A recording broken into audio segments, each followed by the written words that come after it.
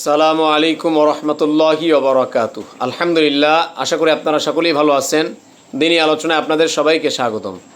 আমাদের এই দিনী আলোচনার আজকের বিষয়বস্তু হবে সাপ্তাহিক ফিকহি মাসাইল। তো আজকে এই আলোচনায় ফিকহি মাসাইল আলোচনায় যেই মাসআলাগুলো থাকতেছে সেগুলো হচ্ছে, এক নম্বরে সালাতুত তাসবিহ আদায়ের নিয়ম কি। সালাতুত তাসবিহ যে নামাজ আছে এই নামাজ আদায়ের নিয়ম কি। এ প্রশ্নের উত্তর হচ্ছে সালাতুত তাসবিহ নামাজটা 4 রাকাত।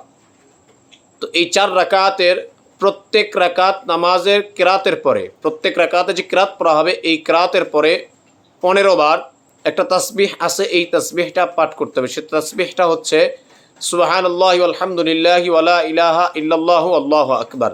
এটা প্রত্যেক রাকাতে কিরাতের পরে 15 বার আদায় করতে হবে। এরপরে রুকুতে গিয়ে, প্রত্যেক রুকুতে গিয়ে 10 বার আদায় করতে হবে। এই যে তাসবিহটা আছে এই তাসবিহটা পাঠ করতে হবে। এরপরে রুকু থেকে যখন সোজা হয়ে উঠবো, দাঁড়াবো, তখন আবার এই তাসবিহটা 10 বার পাঠ করতে হবে। এরপরে প্রথম সেজদাতে গিয়ে এই তাসবিহটা 10 বার পাঠ করতে হবে। এবারে প্রথম সেজদা থেকে উঠে যে 2 সেজদার মাঝখানে বৈঠক হয়, এই বৈঠকে আবার এই তাসবিহটা 10 বার পাঠ করতে হবে। এরপরে আবার দ্বিতীয় সেজদাতে গিয়ে 10 বার এই তাসবিহটা পাঠ করতে হবে। এরপরে আবার দ্বিতীয় সেজদা থেকে উঠে বসে 10 বার এই তাসবিহটা পাঠ করতে হবে।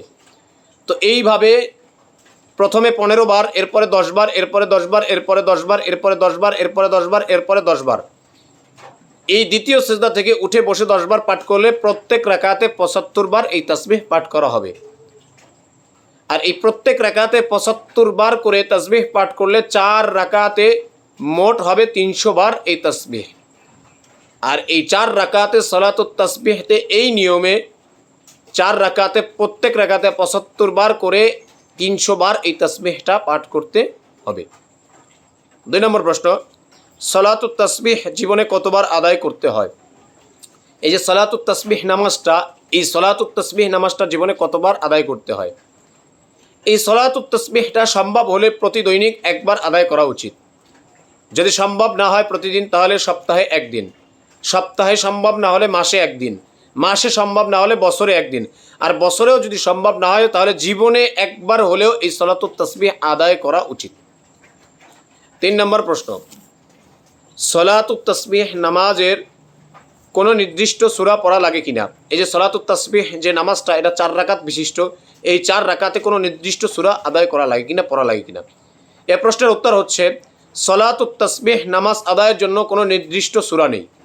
যে কোনো একটি সূরা প্রত্যেক রাকাতে পাঠ করলেই হবে। 4 রাকাতে যে কোনো 4টি সূরা পাঠ করলেই হবে। তারপরেও এই সালাতুত তাসবিহ নামাজের মধ্যে মুসাব্বিহাত যে সূরাগুলো আছে, এই মুসাব্বিহাত সূরাগুলো থেকে যে কোনো 4টি সূরা পাঠ করা উত্তম। এই মুসাব্বিহাত যে সূরাগুলো আছে এই সূরাগুলো থেকে, মুসাব্বাহাত যে সূরাগুলো আছে এই সূরাগুলো থেকে যে কোনো 4টি পাঠ করা উত্তম। এই মুসাব্বাহাত সূরাগুলো কি? মুসাব্বাহাত সূরাগুলো হচ্ছে 1 নম্বরে সূরা বনী ইসরাইল, 2 নম্বরে সূরা হাদীদ, 3 নম্বরে সূরা হাশর, 4 নম্বরে সূরা সফ, 5 নম্বরে সূরা জুমআ, 6 নম্বরে সূরা তাগাবুন, 7 নম্বরে সূরা আ'লা।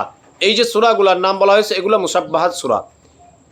এই সূরাগুলো থেকে যে কোনো 4টা সূরা এই 4 রাকাতে পাঠ করা এটা উত্তম। 4 নম্বর প্রশ্ন, সূর্যগ্রহণের নামাজ আছে কিনা। সূর্যগ্রহণ যখন হয় তখন কোনো নামাজ আছে কিনা। এ প্রশ্নের উত্তর হচ্ছে সূর্যগ্রহণের সময় নামাজ আছে। সূর্যগ্রহণ যখন হবে তখন জুমার ইমাম সাহেব জনগণকে নিয়ে 2 রাকাত নামাজ আদায় করবে, এটা সুন্নত নফল। সূর্যগ্রহণ যখন হবে তখন জুমার ইমাম সাহেব অর্থাৎ মসজিদের ইমাম সাহেব, খতিব সাহেব, যোগ্য আলেম, তিনি জনগণকে নিয়ে 2 রাকাত আপনার এই সূর্যগ্রহণের নামাজ আদায় করবে, এটা সুন্নত নফল। সূর্যগ্রহণের নামাজের পদ্ধতি কীরকম হবে। 5 নম্বরে সূর্যগ্রহণের নামাজের পদ্ধতি কীরকম হবে। এ প্রশ্নের উত্তর হচ্ছে সূর্যগ্রহণের নামাজের পদ্ধতি হচ্ছে অন্যান্য নামাজ, প্রত্যেক রাকাতে অন্যান্য নামাজের মতোই, অন্যান্য যে আমরা নামাজগুলো পড়ি এই নামাজের মতোই প্রত্যেক রাকাতে একটা রুকু হবে এবং এই একটা রুকুর দ্বারা এই নামাজকে পড়বে। এবং অন্যান্য যে রাকাত নামাজগুলোতে একটা রুকু দেওয়া হয়, একটা দুইটা সেজদা দেওয়া হয়, তেমনিভাবে এই নামাজগুলোতেও একটা রুকু দেওয়া হবে, সেজদা দেওয়া হবে। শুধু মালাবুদ্দামিন হতে কাজী সানাউল্লাহ পানিবুদ্দি রহমতুল্লাহ আলাইহি এখানে দুইটা ইখতলাফ আনছেন। এক নম্বরে হচ্ছে এই সূর্যগ্রহণের নামাজের কেরাত অনুচ্চ স্বরে পড়বে, তবে সাহেবেন রহমতুল্লাহ আলাইহির মতে এই কেরাতকে উচ্চ স্বরে উচ্চ আওয়াজে পড়বে।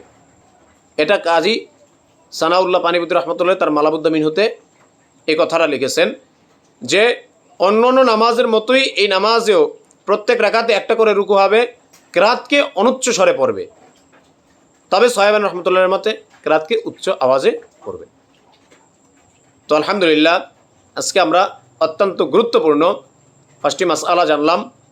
আল্লাহ যদি তৌফিক দান করেন, ইনশাআল্লাহ আগামী সাপ্তাহিক ফিকহি মাসাইলে আরও গুরুত্বপূর্ণ মাসলা সম্পর্কে আলোচনা করব। আল্লাহ তাআলা ওই পর্যন্ত আমাদের সবাইকে হায়াতে তৈয়বা দান করুক।